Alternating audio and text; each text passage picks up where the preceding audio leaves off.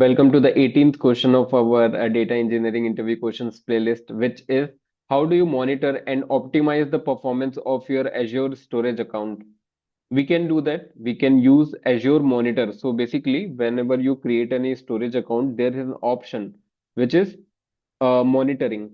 And in that, by after going into insights, you can track metrics and log for your Azure storage account, and you can track transaction rates, latency, capacity. Now, this is common. Okay, let's understand why we need to do it. We need to do it because, for an instance, if you are monitoring on the daily basis your storage account, and if you notice a spike in read operations, then you might need to optimize your application by caching frequently accessed data.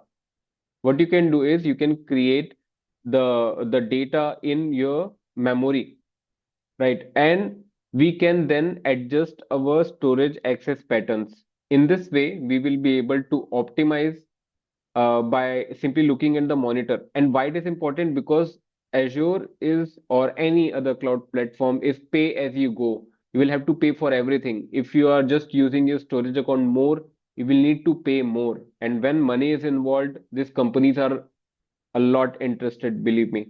Now let's go to our storage account in Azure Cloud, and let's see what I'm talking about. We can go to any storage account here. We have three right now.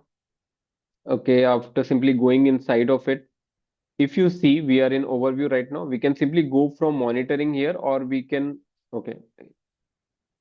Okay, let's go and see what I'm talking about. Right here, we are talking about latency, request breakdown. And if you want to go into more detail, you can go to this left panel and then monitoring. When you go inside of it, we have an option of insights. Let's go inside.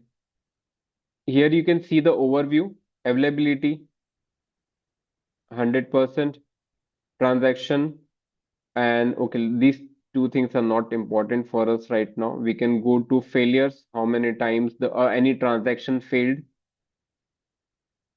So every time we read or write or try to delete the file, it worked every time. There was no error, which is the 47. We had total transactions as 47, so we could not see any line. And if we go to other options, performance, we can see the latency is good, right? We can also go to availability. We can then go to capacity. In real world, when you are working in with any company, this is a very important part.